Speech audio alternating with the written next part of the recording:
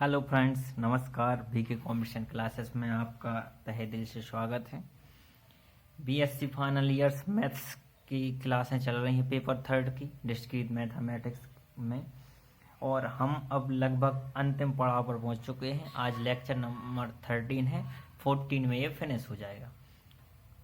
अब आप सोचेंगे कि 10-10, 15-15 मिनट की क्लासें और 13-14 लेक्चर में कंप्लीट हो गई, क्योंकि इनमें सिर्फ इतना ही है जितना आपके पेपर में आना है। और आप टोटली जानना चाहते हैं तो आपको बुक से पढ़ना पड़ेगा। लेकिन आप अगर एग्ज़ाम पॉइंट ऑफ व्यू से जब ज़रूरी है आपके लिए, तो जितने भी मैंने वीडियो में ये 13-14 लेक्चर में कंप्लीट करवाए हैं, इनको अच्छे से देख लीजिएगा। इन्हीं से क्वेश्चन बनेंगे। कुछ सेम यही आ जाएंगे, कुछ सेम ये रहेगा कि उनकी डिजिट चेंज हो जाएंगे। ठीक है, तो हम स्टार्ट करते हैं एक इम्पोर्टेंट प्रमेय से। आज यूनिट 4 का एक इम्पोर्टेंट प्रमेय होगा और यूनिट 5 का एक ऐसा क्वेश्चन होगा जो आता ही है, लगभग आपको वो आएगा। ठीक है, तो स्टार्ट करते हैं। प्रमेय देखिए, प्रमेय सिंपल सा है।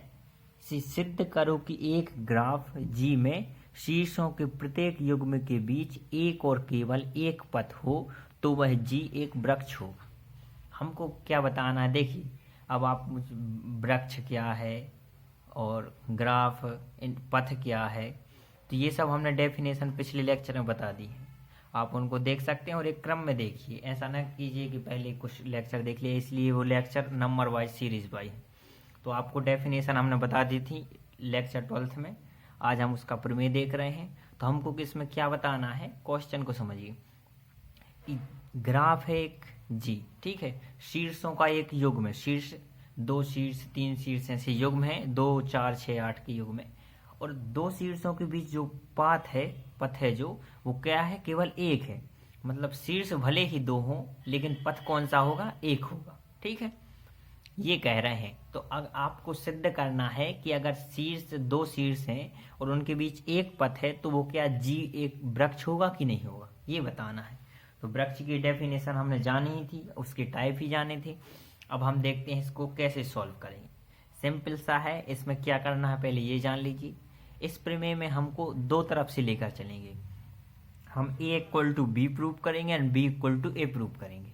अर्थात हम पहले शीर्षों के प्रत्येक युग्म के बीच एक और केवल एक पथ होता है, इसको प्रूव करेंगे। क्या मानकर कि जी एक वृक्ष है। हम मान लेंगे कि जी एक वृक्ष है और इसको प्रूव कर देंगे। फिर दूसरे में क्या करेंगे, इसको लेकर चलेंगे और जी एक वृक्ष प्रूव करेंगे। तो इससे दोनों इक्वल हो जाएंगे और हमारा प्रूफ हो जाएगा। ठीक है, तो हल देखिए। सबसे पहले हमने माना कि जो ग्राफ जी है वो क्या है, एक वृक्ष है। तो अब जी को हमने एक संबद्ध आलेख माना है। तो अब आप जहां से संबद्ध आलेख की बात की, तो हमने परिभाषा आपको संबद्ध आलेख की बताई थी लेक्चर नंबर 12th में। आपने अगर नोट डाउन की होगी तो संबद्ध आलेख ही स्वयं कहता है कि एक आलेख जी इक्वल टू जी भी। संबद्ध आलेख की परिभाषा बोल रहे हैं हम। एक आलेख जी इक्वल टू जी भी को संबद्ध आलेख कहेंगे यदि 2 शीर्षों के प्रत्येक युग्म के बीच एक और केवल एक पथ हो। अब चूंकि हमने कहा है कि जी एक संबद्ध आलेख है और संबद्ध आलेख की डेफिनेशन ही यही है कि जो शीर्षों के प्रत्येक युग्म है उनके बीच एक और केवल एक पथ होना चाहिए। तो इससे प्रूफ हो गया, क्योंकि जी एक वृक्ष है और वृक्ष एक संबद्ध आलेख है। और संबद्ध आलेख की परिभाषा स्वयं कहती है कि 2 शीर्षों के बीच में जो प्रत्येक युग्म होंगे उनके बीच में एक और केवल एक पथ होगा। हमें लगता है आपको इतना समझ में आ गया होगा। तो हम इसको लेकर चले और इसको क्या कर दिया, हमने प्रूव कर दिया। First point is clear. अद्वितीयता। अब हम क्या चलेंगे, विरोधाभास लेकर चलेंगे। इसमें क्या कहा गया कि शीर्षों के प्रत्येक युग्म में एक और केवल एक पथ होता है। अब हम मानेंगे कि नहीं, एक पथ नहीं होता, 2 पथ होते हैं। और हम प्रूव करेंगे कि जो हमने माना है वो क्या है, गलत है। चलो देखते हैं अद्वितीयता के बारे में। तो माना जी में शीर्ष है। देखो युग्म बनाना था तो भी और डब्ल्यू का एक युग्म बना लिया। आप एक्स वाई कुछ भी ले सकते हैं, तो भी डब्ल्यू लिया। तो माना जी में शीर्षों भी व डब्ल्यू के बीच, अब देखिए एक पथ सिद्ध करना है, लेकिन हम मानकर क्या चल रहे हैं, कितने पथ हैं, 2 पथ हैं। और हम प्रूव करेंगे कि हमने जो माना है वो क्या है, गलत है। इन 2 पथों का सम्मेलन एक परिपथ बनाता है, परिपथ की डेफिनेशन से। और जी एक वृक्ष नहीं है। अब ऐसा कैसे हो सकता है कि परिपथ बन रहा है और वृक्ष ना हो? ये तो हो नहीं सकता। तो अब जब परिपथ बनाएगा तो वृक्ष होगा, तो जो कि दी गई अभिकल्पना का विरोध है, क्योंकि दोनों एक साथ नहीं हो सकते। अगर दो पथ होंगे तो परिपथ बनेगा, और अगर परिपथ बनेगा तो अब ऐसा नहीं हो सकता जी एक वृक्ष नहीं है, जबकि हम मानकर चल रहे जी क्या है, एक वृक्ष है। थोड़ी घुमावदार बात है क्योंकि प्रमेय है, थोड़ा समझना पड़ेगा आपको कि हमने मान लिया कि दो पथ हैं। अब दो पथ होंगे तो परिपथ बनता है, परिपथ बनेगा तो जी एक वृक्ष नहीं होगा, और जब जी एक वृक्ष नहीं होगा तो हमारी जो अभिकल्पना थी, सबसे पहले हमने माना था कि जी एक वृक्ष है, वो तो विरोधाभास में है।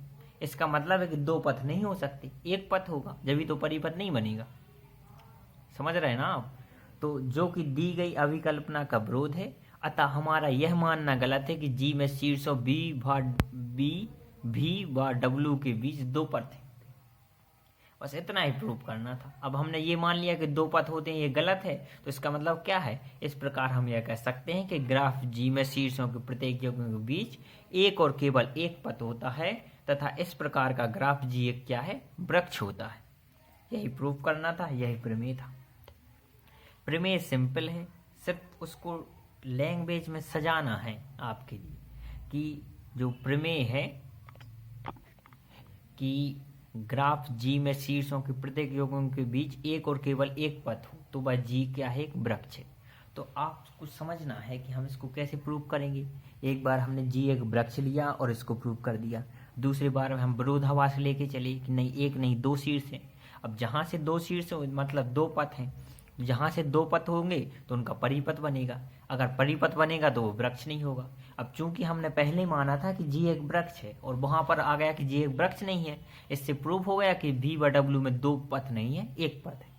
इतना समझना था और ये प्रमेय सॉल्व हो गया। आशा करते हैं आपको ये समझ में आ गया होगा। अब चलते हैं यूनिट 5 पर, जिसमें एक बहुत ही इम्पोर्टेंट, ये समझो कि पेपर में छपा मिलेगा आपके लिए। नंबर चेंज हो सकते हैं लेकिन वह क्वेश्चन आएगा ही, अधिकांश संभावना उसकी। चलते हैं तो यूनिट 5 पर। बहुत ही सरल क्वेश्चन है, आराम से आप पर बन जाएगा, सिर्फ थोड़ा समझ लेना एक बार।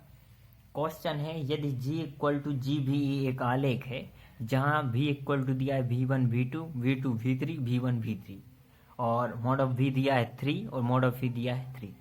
अब आप पिछले लेक्चर में देखेंगे तो इसका मतलब क्या है, शीर्षों की संख्या 3 और कोरों की संख्या 3। V शीर्ष को दर्शाता है और E किसको दर्शाता है, कोर को दर्शाता है। तो इस ग्राफ G का आसन्नता आव्यूह तथा आपतन आव्यूह ज्ञात कीजिए। यही क्वेश्चन आएगा। ये चेंज हो सकते हैं, ये चेंज हो सकते हैं, ये चेंज हो सकते हैं, लेकिन क्वेश्चन में क्या मिलेगा, एक आसन्नता आव्यूह मिलेगा और एक आपतन आव्यूह मिलेगा, लिखा मिलेगा आपके लिए। लगभग 90 से 95% संभावना है कि ऐसा क्वेश्चन एक आता है, या तो 2 नंबर में आएगा या फिर शॉर्ट में या लॉन्ग में। ठीक है, सो ये वाला क्वेश्चन शॉर्ट में आ सकता है। तो V1 V2 V3 एक डायग्राम बनाया, E1 E2 E3 है। अब इनको हमको आसन्नता आव्यूह और आपतन आव्यूह में दर्शाना। बिल्कुल सिंपल है, जस्ट 1 मिनट लगेगा आपको समझने में। देखिए, सबसे पहले आसन्नता आव्यूह, आसन्नता आव्यूह को A से दर्शाते हैं। ठीक है, आप एक आव्यूह बनाएंगे, क्योंकि ये 3/3 का है तो 3/3 का एक आव्यूह बनाया। अब देखिए, यहाँ पर सिर्फ शीर्ष लेंगे V1 V2 V3 और यहाँ पर भी शीर्ष लेंगे V1 V2 V3। यही ध्यान रखना है, आसन्नता आव्यूह में आपको दोनों जगह V1 V2 V3 V1 V2 V3 ही लेना है। ठीक है, आपने ले लिए। अब आपको ये मालूम कैसे चलेगा कहाँ 0 आएगा कहाँ 1 आएगा। तो देखिए, V1 से V1 की ओर जाएंगे तो 0, क्योंकि कहीं जाना ना पड़ेगा तो 0। V1 से V2 की ओर जाएंगे तो 1 आ जाएगा, V1 से V3 की ओर जाएंगे तो 1 आ जाएगा। ऐसे ही V2 से V1 की ओर जा सकते, V2 से V3 की ओर जा सकते, लेकिन V2 V2 पर है ही तो ये 0। ऐसे V3 और V3 0, तो ये क्या बन गया, आसन्नता आव्यूह। बिल्कुल सिंपल है, कोई प्रॉब्लम नहीं। अब देखिए, आपतन आव्यूह देखते हैं, I equal to V1 V2 V3। अब देखिए, आपतन आव्यूह में यहाँ पर एज आ जाएंगी E1 E2 E3, कोरें आ जाएंगी। तो अब बढ़ते हैं, V1 से E1 जा सकते हैं क्या, V1 से E1 जा सकते हैं तो 1। V1 से E2 जा सकते हैं, हाँ जा सकते हैं तो 1। V1 से E3 जा सकते हैं, नहीं जा सकते तो 0। बस ऐसे ही V2 से E3 और E1 जा सकते हैं, तो E3 और E1 में 1 1, और E2 नहीं जा सकते तो 0। ऐसे V3 से 0 1 1। तो यह क्या आ गया? आप्तनाभ। देखिए 10 मिनट हुए हैं, 10 मिनट में लेकिन एक प्रमेय और एक दोनों इम्पोर्टेंट क्वेश्चन कंप्लीट करवा दिए, यूनिट 4 का, यूनिट 5 का। अब हम लास्ट लेक्चर में एक प्रमेय और करेंगे और इसके साथ आपका पूरा पेपर 3 कंप्लीट हो गया। हमें विश्वास है कि हमारे जो नोट्स हैं पेपर 3 के लिए maths final year discrete mathematics में, ये आपको बहुत फायदेमंद करेंगे आपके एग्जाम के लिए। अच्छे से एग्जाम दीजिए। Thank you so much.